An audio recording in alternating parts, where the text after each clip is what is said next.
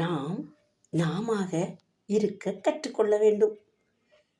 சிலருக்கு காப்பி குடிக்கலாம் என தோன்றும், சிலருக்கு டீ குடிக்கலாம் எனவும் தோன்றும், சிலருக்கு ஜூஸ் குடிக்கலாம் என்றும் தோன்றும், இன்னும் சிலருக்கு கூல்ட்ரிங்க்ஸ் குடிப்போம் என்றும் சொல்லுவார்கள், இன்னும் சிலர் தண்ணீர் மட்டுமே போதும் என்றும் சொல்லுவார்கள்.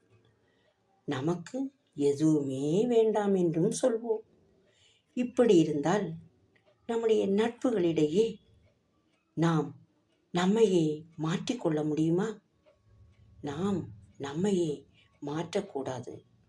எந்த நட்புகளும் மாறி மாறி செல்லும், நட்புகளும் உறவுகளும் மாறும்.